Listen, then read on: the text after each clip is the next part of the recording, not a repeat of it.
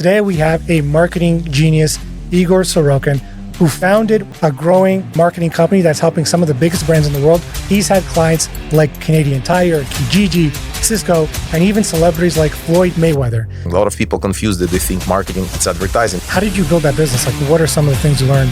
You're not growing fast enough because you're not making decision fast enough. So success is to do usual thing and usually well.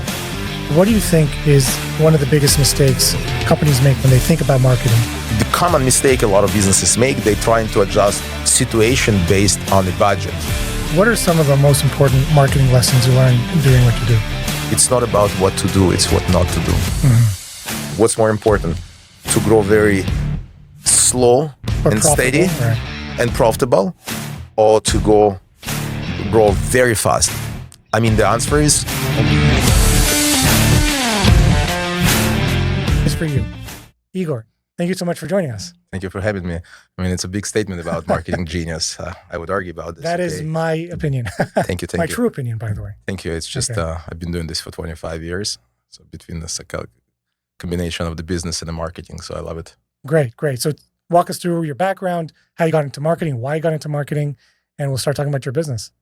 Yeah, well, how I got into the marketing, it's actually very interesting. Many years ago, I was invited to participate in a business with one of my friends who was actually in the technology business. So I was supposed to lead sales and marketing. And since then, I just got into the marketing. It was like early 2000.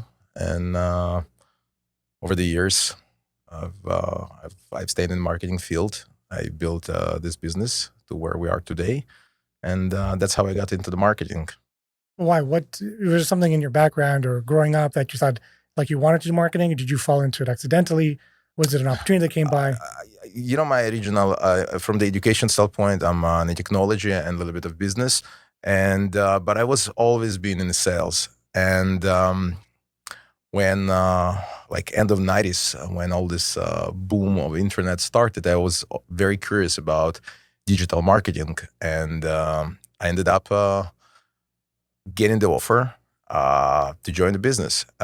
It was a technology websites development back in the days, and I was always curious. Okay, when you build a website, what's next? And that's how we started to focus more on marketing. I find it more interesting to help different businesses to grow.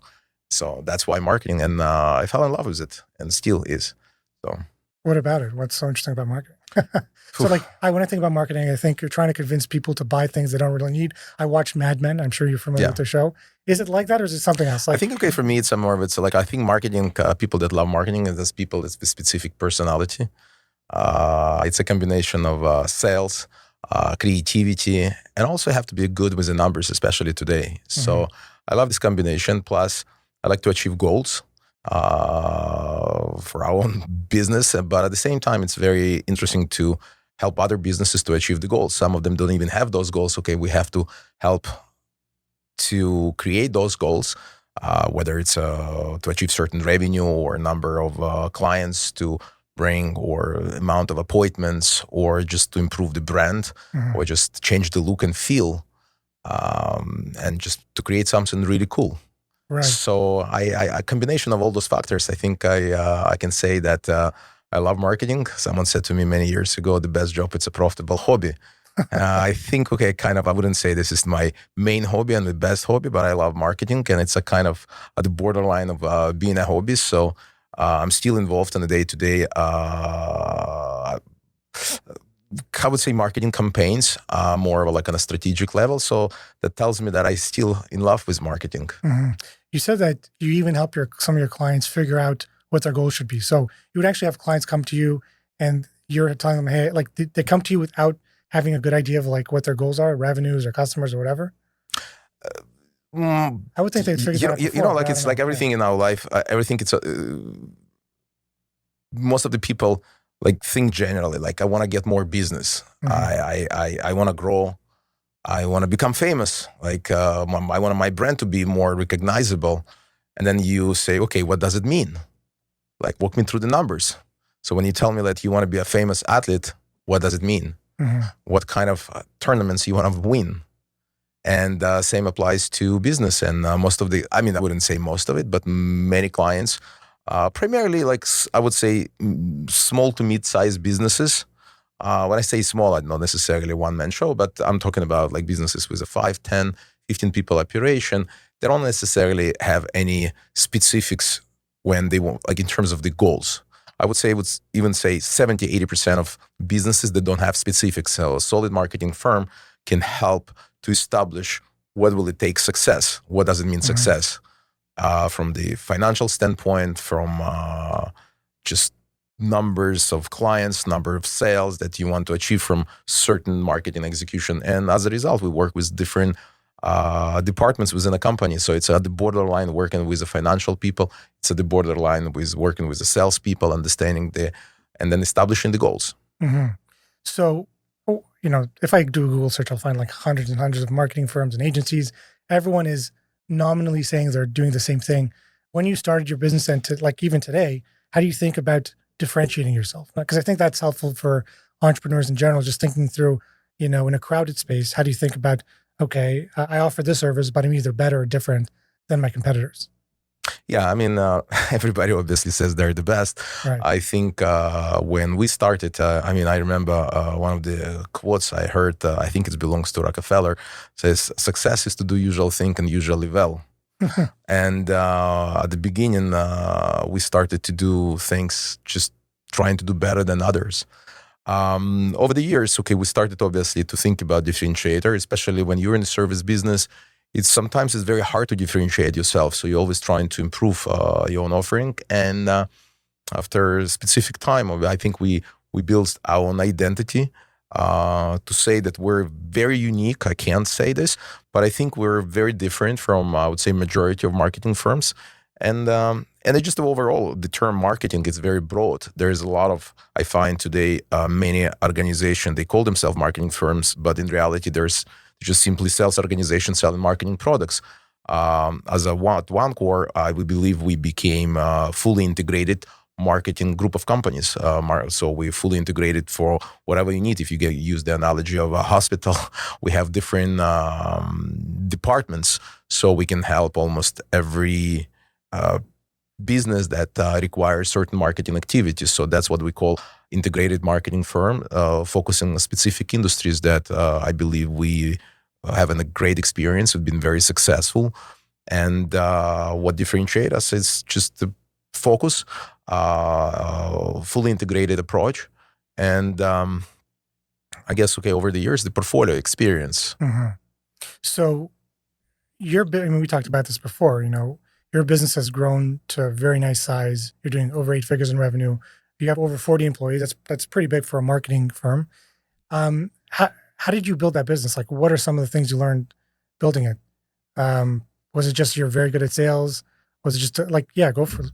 What do you learn? I mean, first of all, I wouldn't say that we're a big marketing firm. No, I think we're, I would position our firm as a good quality boutique firm, because in marketing field, there's a way bigger players that employ thousands, some of them like tens of thousands of employees. Really? So yes, like companies like, Publicis and WPP, Omnicom, those are the mega companies that obviously work with the whales in the industry, companies like McDonald's and other large brands that requires massive amount of employees to execute many marketing campaigns.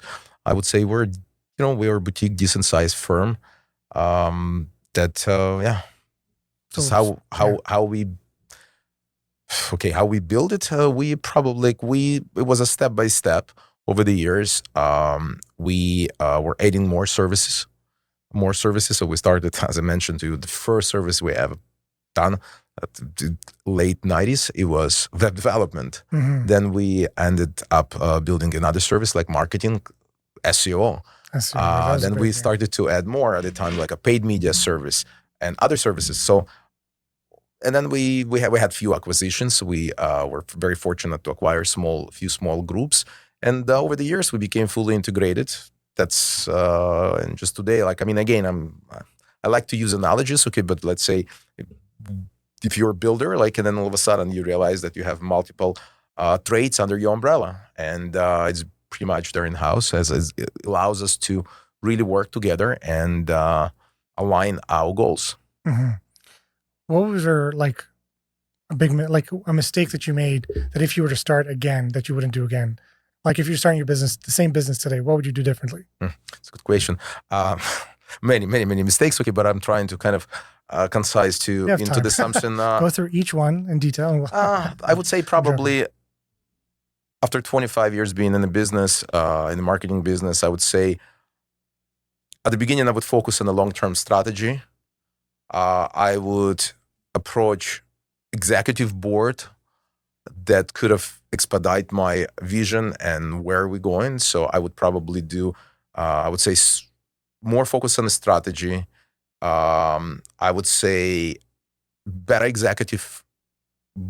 I wouldn't say executive board, executive teams, whether you take them for the full time or consultants. Usually when you start, you don't have funds to do this. And a lot of things we had to learn ourselves. Today, looking back, I would say, we could have gone to get an advice, to buy an advice, to make a deal, to learn more stuff so they could speed up. And I would say focus, like at the beginning, we were trying to do to many different things. So instead of being a little bit more focused on making faster decisions. Mm-hmm. What do you mean? I think, faster decisions and not to overanalyze, especially when you start. Like, some people say paralysis from analysis.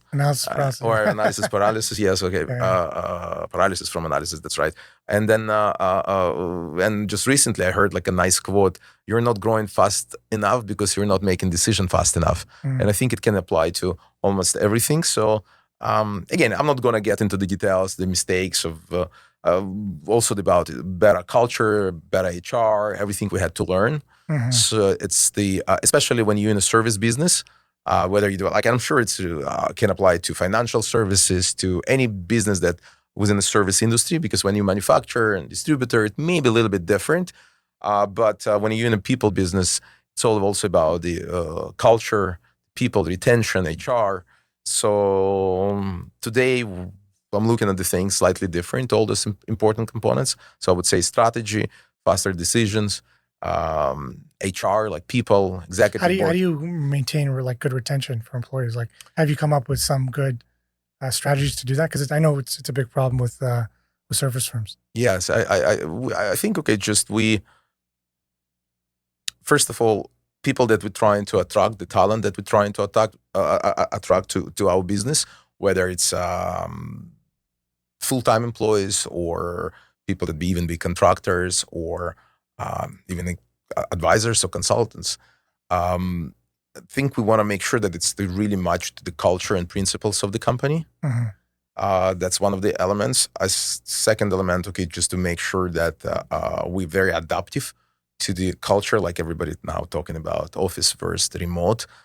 So we made it like kind of hybrid model, so that I want the people still to be involved with each other, to be friends. So we have in our company many people that just became friends, so they spend some time after hours. So that's just amazing, because eventually we spend at work more time than we spend anywhere else, right? So I think it's the internal culture. We're trying to do certain cool things within a company, even just as simple things like lunch together once a week, and just people talk, communicate, share the ideas, beside the regular, obviously, office meetings and brainstorming meetings, but just personal. So you force people to go to the office sometimes? Wow. It's like, I think we have a policy. No, but it became a very big thing for everybody, especially in our industry. I don't believe in complete remote work. I mean, there's a bunch of like successful companies, and they can argue. Yeah. But it's like a family. Each family is different. Okay, our culture is a combination. It's You have a freedom. Like, I mean, we require 2-3 times a week to be in the office. I do believe people need to communicate with each other. Yeah, it's interesting because there's quite a wide-ranging opinions on remote work. So you have obviously the Elon Musks of the world that think you got to be in the office quite frequently, and he's done that with his businesses. You have, I think, Tobias Lutke at Shopify, who's probably in the opposite end of that. And I used to work for one of the largest tech companies in the world, around their VC arm and all that stuff. And the CEO there was a very visionary guy, the CEO I worked under. And he very much believed in in-office work, and he allowed it to be hybrid because for whatever reason. But he very much believed that there's a lot of cross-pollination happens when you're working in the same physical space. And I obviously see that. I think you see that as well. And the startups that I've invested in, I've encouraged that also, that if you're purely remote, you're losing so much. And it's hard to know what you're losing. It's like an unknown because you're not there. You don't know what you're losing. But when you're together, there's a lot more happens. So this is another question on the business is, we talked about this before. You have big plans for what you want to do. Why not just exit the business? And you look like a very young guy, but I know you're ready, at the point in your career where you can sell and basically retire, but you're not doing that. Why keep going with this business instead of just exiting? And to do what? I mean, I think, okay, it's just, there are different type of business people. I have a bunch of friends who actually build and sold, and every 2-3 years they get in a different business, and it's amazing. Okay, some people love it and do it. I think first of all, our plans are to grow more. And then in the next 5-6 years, we'll decide. I mean, first of all, I think we're at the point of our business that we have an amazing team, extremely talented people, extremely motivated people, and we have like a mutual goals. Like it's a culture, so we want to build it, and we're really making we're making fun. Okay, we enjoy it, like because we actually build projects, we achieve results. And it's just a kind of become a lifestyle. Especially, I truly believe that we have a balance in life. Like I personally have a balance in life, so I do still have time to do my other little hobbies. I love photography. I love. I'm a soccer junkie, so I don't miss big tournaments. So and I believe I built a pretty good balance between family, business, hobbies, friends. And the answer is why not to exit today? I think it's too early. I think we can grow more. And I believe like I can grow faster and more. And again, it's like the risk comes from not knowing what you're doing. And so I know what I do, and I believe I can build it even more. And it's going to be easier for me to build this business further than focus or start completely new business that will take me some time. Or retiring. Plus, it sounds like retiring. Retiring, okay, no, I don't. That's definitely not on my radar. I mean, I love to go on the vacations, and but after 3 days, I get bored. Right. So I got to do something. And currently, I'm at the stage where I love what I do. Right. I'm in a very different part of my career or whatever, but I can never see myself retiring. Obviously, the mix of things I do will change as I get older, and thank God will be more successful financially. I can't ever see myself retiring. Like to me, it's I don't believe okay people like us, and again, I got to know you a little bit, and I think it's just evolving the retirement, and I know some of the good people that kind of officially retired because they sold the business, and they still doing a lot of things. Okay, they still looking what to do. So I think it's a balance. I don't believe myself as a retiring. At least at this stage of my life. Very good. So you've been doing marketing for 20, 25 years, right? You have a lot to share with people that are building a business at different stages. What do you think is one of the biggest mistakes companies make when they think about marketing or marketing in general? I think I want to kind of there's a few answers. I think marketing, it depends what kind of companies. I think any company that looking to scale, one of the mistakes they make is that they don't dedicate enough attention to the strategy, like overall marketing strategy. And then mistake number one, they just jump into the fast execution without planning. It's like if you use the analogy, like they jump in a boat and just sail and don't really understand the directions. They think they know. And so the number one mistake is it's a lack of strategy, that precise long-term strategy when it comes to marketing. And why they don't have this? Because most of the people that an executive board, like CEOs or chief revenue officer or CFO, COOs, they just believe they think they know what to do, and they just hire someone on the marketing and just do it. This is what we need. But the reality is that the mistake number one is lack of strategy. Number two is, I would say, lack of, I don't know if it's number one or number two, lack of CMO, qualified CMO. Like if you ask today, about, oh, any business. Do you have a CMO? Yeah, I have a CMO. Why do you call chief marketing officer? Oh, well, this person, he's the smartest guy in our office. He understands some advertising. He's done some advertising. So what it qualifies this person to be the CMO? And as a result, the mistake number one, they don't plan properly. It's like almost sailing to Treasure Island, but don't have a map. Mm-hmm. But the very detailed map, which every turn you have to take, what exactly you need to do from the brand standpoint, you have a unique value proposition, how it's articulated on the paper. Like, do you have enough content that can position your business properly? Do you know how to execute lead generation? I mean, depending, because some people sell products, some people are looking for the leads, and all the nuances all about the marketing. So I think the biggest mistake is lack of strategy, lack of proper CMO.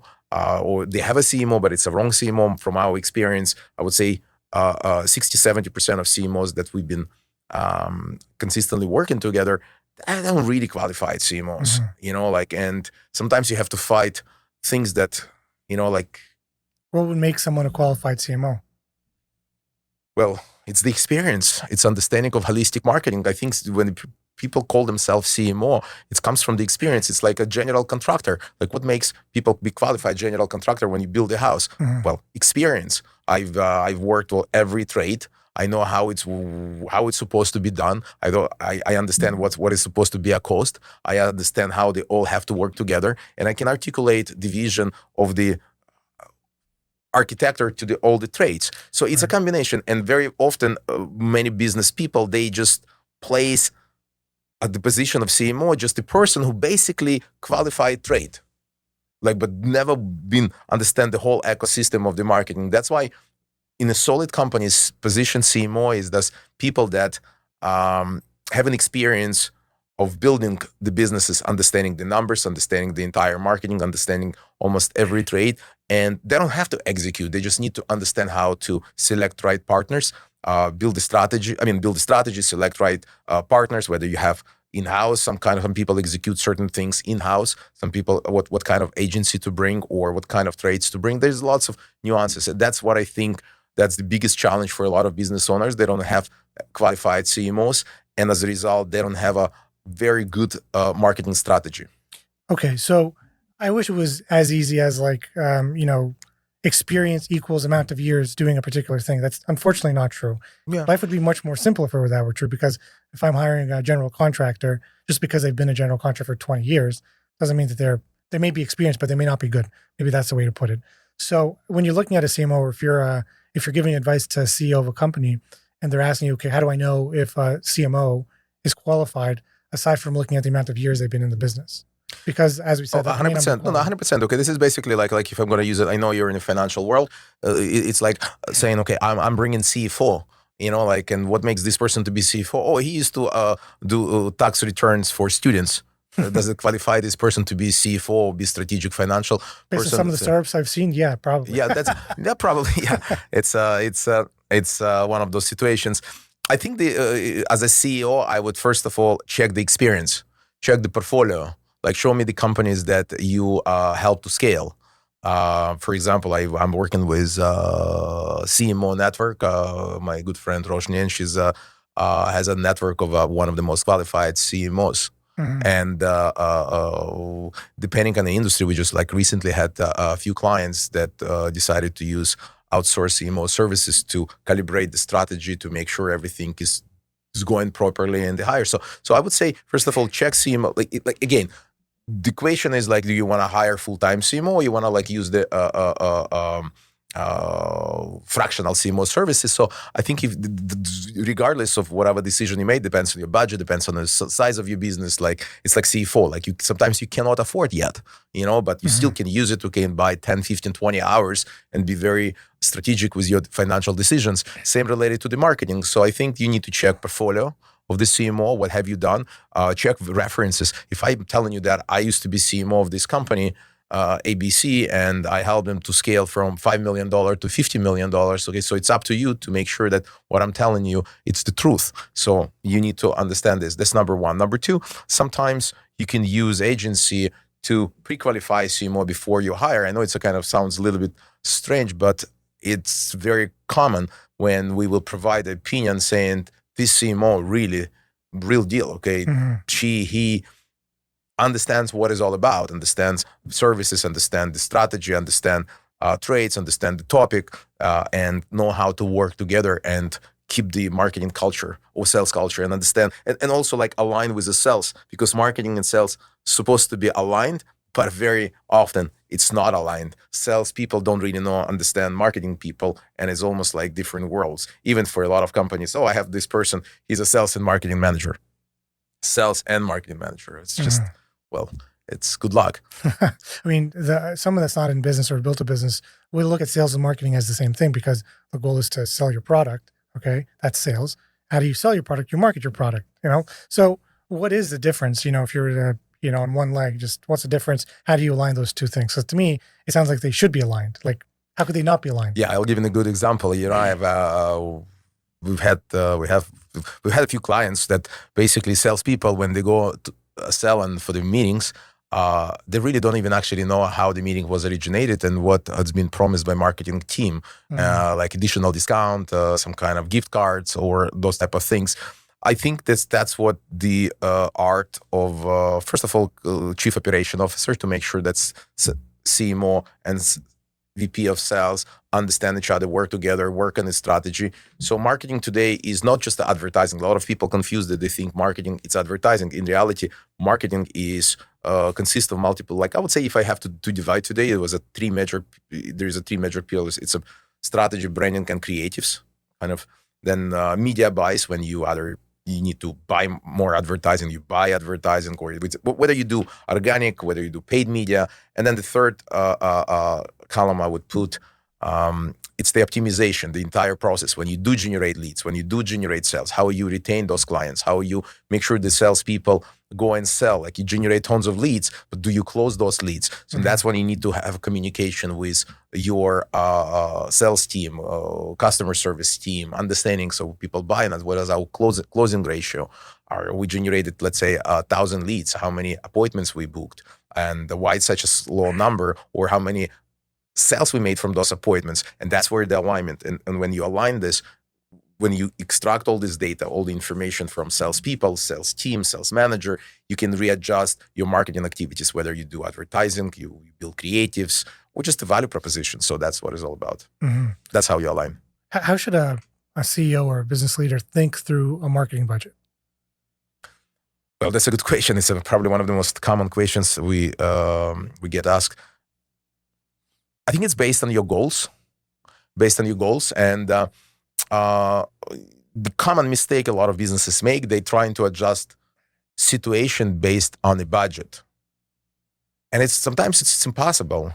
And it's like, when you establish wrong budget, you set up your marketing campaign, your business for failure.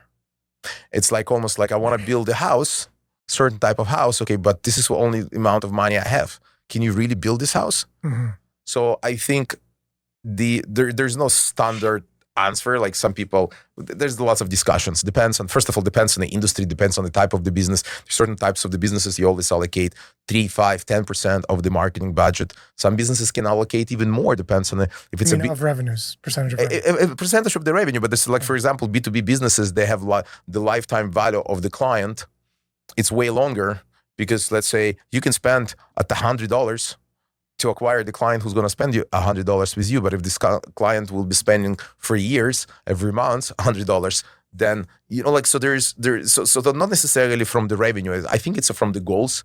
There is no standard answer. What is the important part to understand is that to establish the proper budget, it's very important, and it has to be driven by your goals that perfectly articulated in a strategy.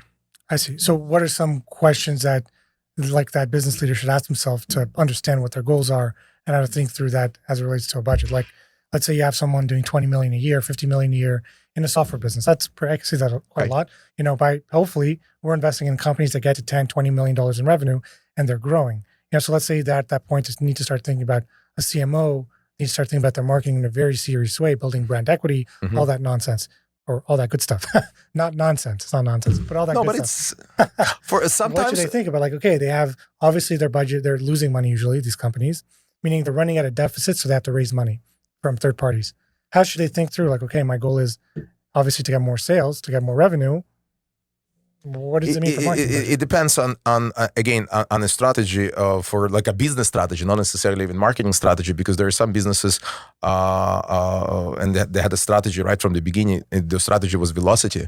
They didn't care to make money. They were going for customer acquisition, market acquisition. Like there's a good example of Ubers and Airbnbs and Facebooks. I believe they were losing tons of money building the audience, building the acquisition. So there was a strategy. If they were apply this quote marketing budget, I have to, if I'm spending $1,000, show me ROI.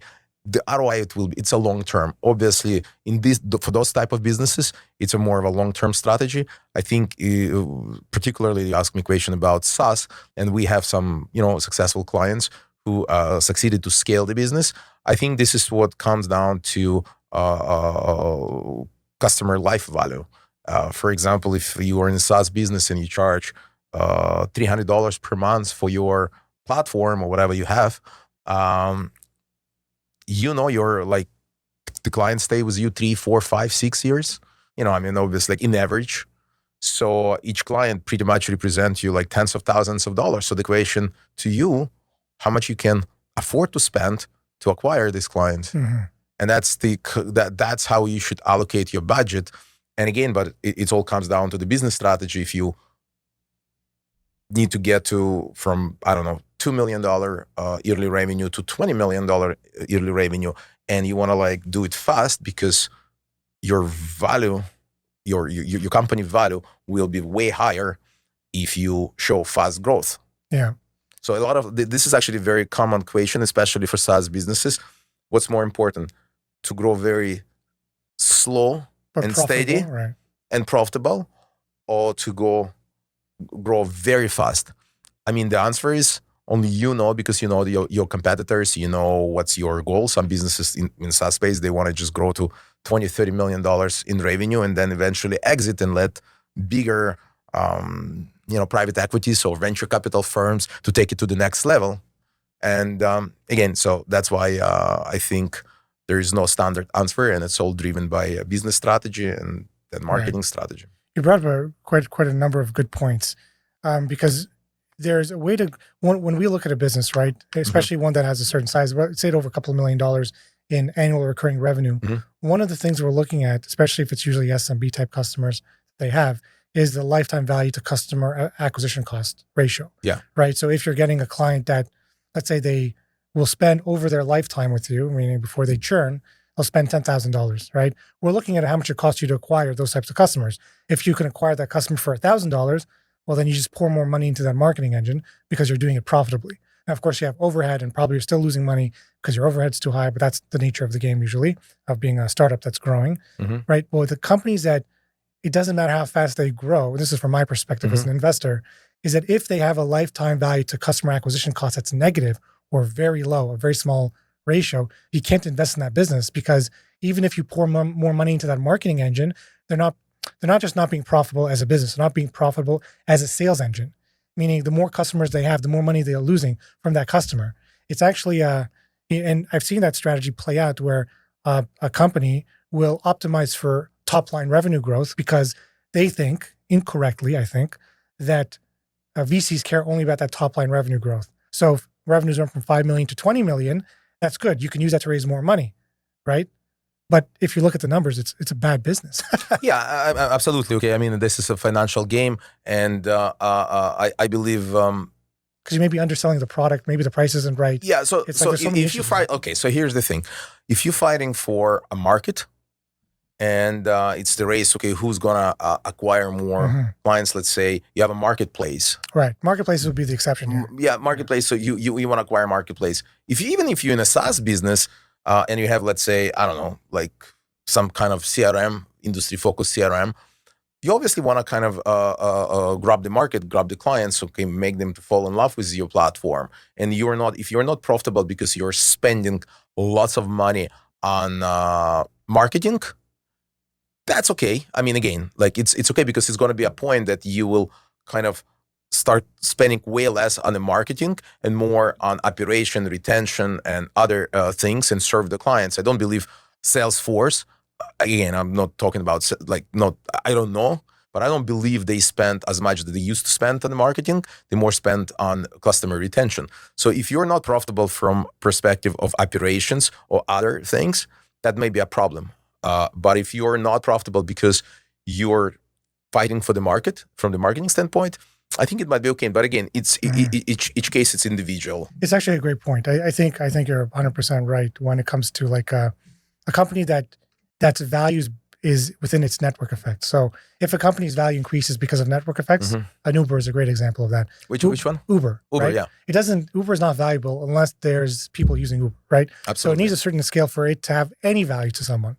Because if you open up the app and there's no drivers, or if I'm a driver and there's no passengers, I'm not using the app anymore. Yeah, but they used to spend tons of money on marketing. Right now, right. I would assume, again, it's a very big player, but I think Uber is spending a lot of money on customer retentions, bringing new products, making sure that people are excited to stay in Uber. I personally use Uber more for Uber Eats and a few other products than actually Uber, because I have a car and I'm driving. But once in a while I use Uber. But in reality, like look at the Lyft, the competitors. They still like a good companies, big companies, but I don't think they're as successful as Uber. And not because Uber was the first, because I believe Uber succeeded to make sure the customer stays within the platform. And I've heard like there's a new products coming up, and that's, I think it's again, it's a big discussion. We need a good CFO next to us. Right, good CFO, good CMO, and maybe a good marketing agency. Yeah, yes. So let's say you have an early stage company, right? I deal with a lot of these kinds of people. They're thinking about marketing for the first time. What is maybe like something they can do, something maybe unconventional or conventional that is a low cost way for them to just start marketing? Well, it's a good question. Again, I find, first of all, look, they need to validate a product or service, and that can be bootstrapping, making sure they knock on the doors, people love it. They can go to the trade shows. Actually, it's a good, not expensive way. I mean, again, not necessarily be the sponsor, but just to kind of get foot in the door through the trade shows, acquire clients. I would also like a bootstrapping through the influencers. I'm not talking about mega influencers that very expensive, but to kind of make some kind of deals, like affiliates, something that, as if you are a startup, making sure that someone refers your business in exchange of like percentage of revenue, without spending money. And once you prove the model, you make sure that your product is a good product, people need it, people love it. Then you can actually plan proper marketing budget, and then focus on how do I get this money so I can spend money on marketing and be successful. Right. Right. So what are some of the most important marketing lessons you learned in doing what you do? I would say attention to strategy. A lot of people spend so little on the strategy and so much money on media buys. Like I've seen companies spending millions on media buys, and they argue if they need to spend $20,000, $30,000, $40,000 on a strategy. And then you're like, man, okay, you're about to spend $2-3 million on media. Like, I mean, if you perfect your strategy, calibrate your strategy, you're going to get so much return on investment. So I think probably strategy. I think importance of branding, brand positioning. You need like the creativity. You know what? Like it's all about message. It's all about creative. Especially, very rarely you can see business that's so unique that you like pretty much don't care. If you invent vehicles that fly and there is no competition, who cares about your value proposition, right? Okay, to be very creative, you just need to put yourself out there and people's gonna buy. But if you have so much competition, I think attention to strategy, attention to creativity, making sure that you produce very high, good quality content, and it's that fully aligned with your next activities like advertising, media buys, I think it will create massive success. A lot of companies, they've succeeded just because they had phenomenal marketing campaigns. Good example, Apple. Nobody even actually think, okay, how Apple better than other phones, right? Or other devices. but we're so convinced because they've been so creative in positioning company. And it's by the way, don't understand me wrong, I'm Apple guy. It's We won't phenomenal. hold it against you, don't worry. Phenomenal products, and I've been using them for a while. Okay, but so I think strategy and creativity, that's probably one of the most important lessons I've learned, because again, I was mostly focusing on media buys back in the days, web development, media buys, but strategy is always was okay, and same related to creativity. So everybody knows that AI is becoming much more common in everyday life. I use it a lot. Like, I don't even use Google anymore. By the Google search, I don't even use it. That's it. I'm I don't even need to. It happened naturally the last 6 months. I use Grok mostly, and if I need to search up anything, I would use Grok, right? And it would give me sources for what it answers, and even ChatGPT, but mostly Grok. And so there's a lot of the creativity space that's now generative AI. Generative AI is really tackling that space. You can create images, do a lot of copy, marketing copy and writing and videos even. So it's changing marketing, I'm sure, right? 100%. So just from your perspective, how do you see AI changing marketing, and how are you using it in your firm? I'll start with the second question. I think in our firm, we been consistently adopting AI tools. First of all, AI tools, I mean, we need to define the definition of AI, but AI tools that help us to save tons of time and reduce the cost, because certain components in the marketing can be executed way faster and with a better precision. And as a result, just with saving time and clients saving money.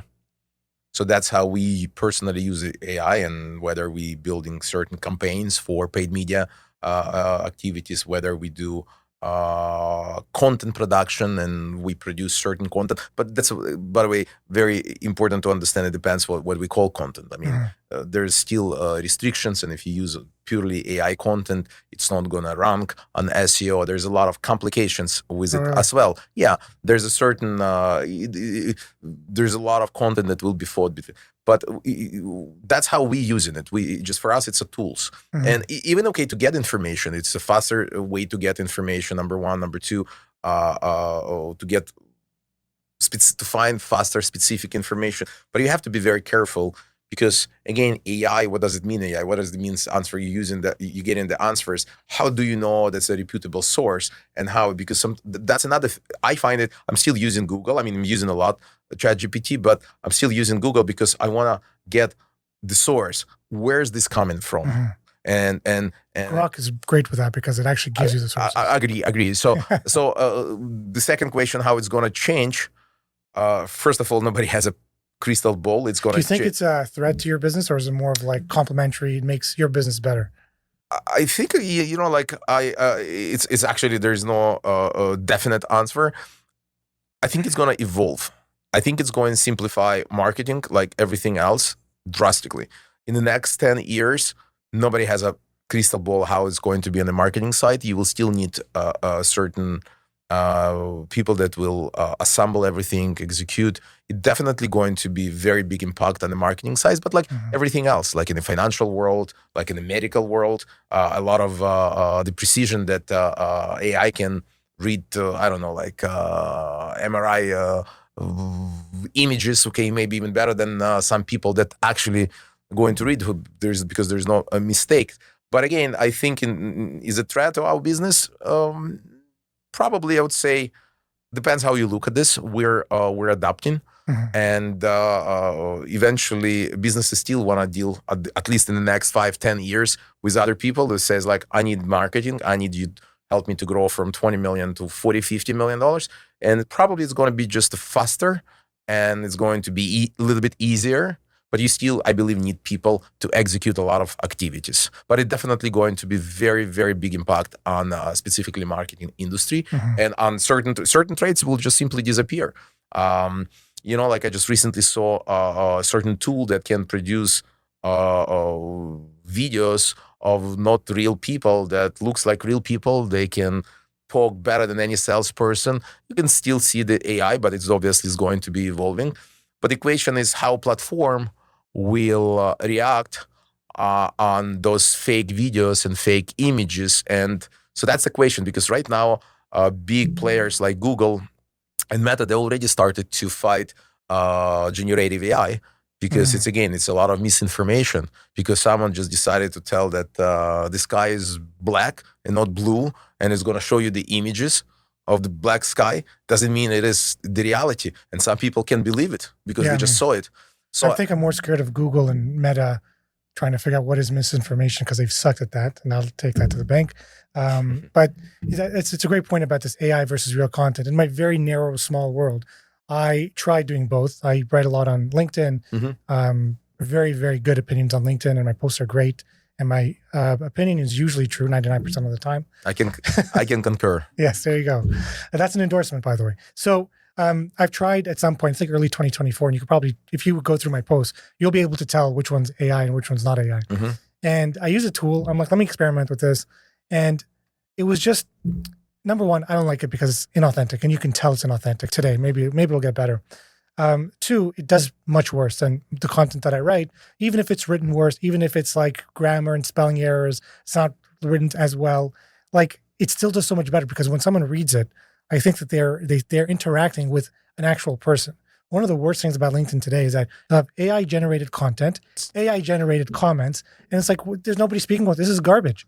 It's so cringe. Anyway, so I want to get your perspective on AI versus real content. What are the advantages and disadvantages? I think you mentioned about the platforms. Let's. In today's world, the real content is still more valuable. But again, it's a combination. It really depends. It really depends. I think I would say today real content is more valuable, but it's more expensive. You can still recognize real people over AI generated people.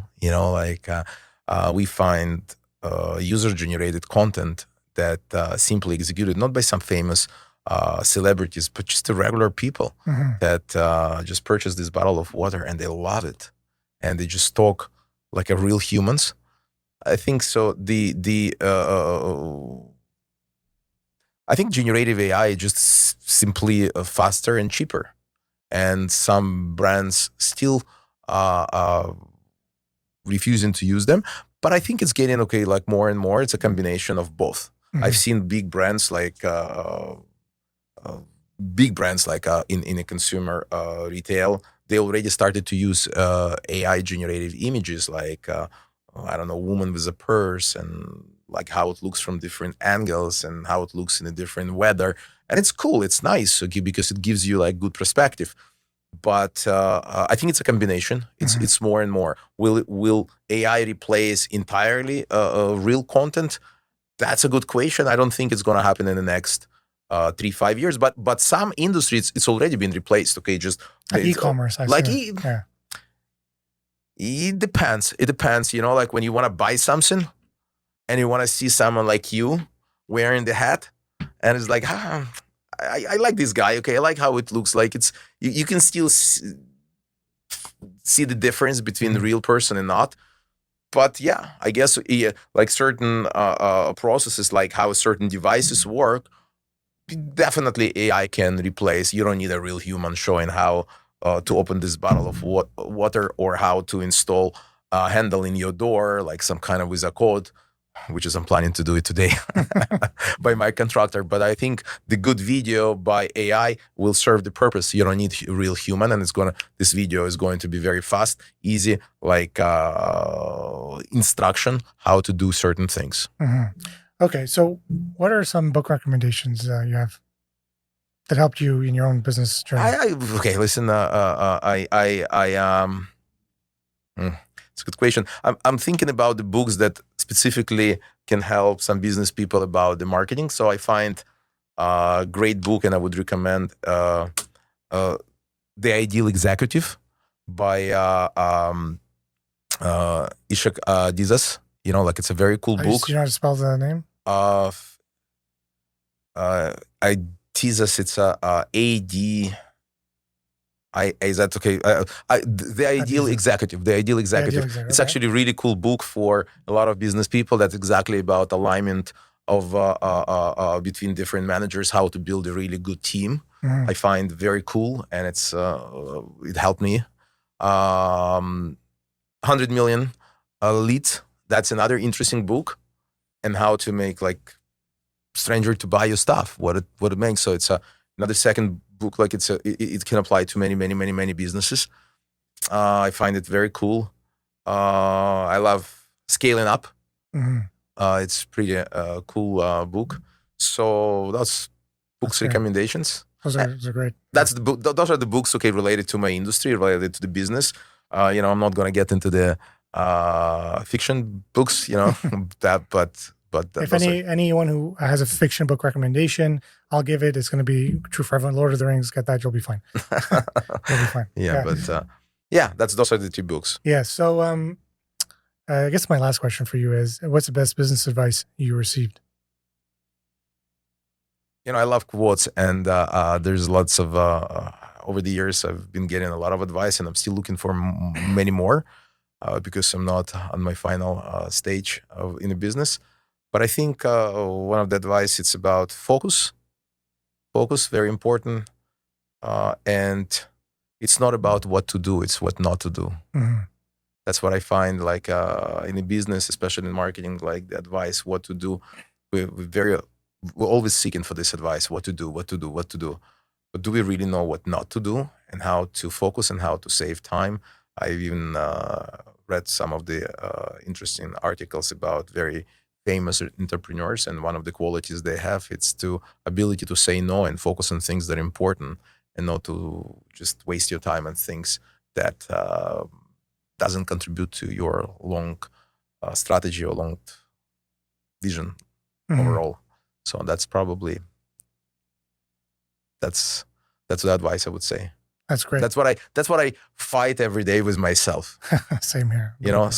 Just how to focus and to know what not to do.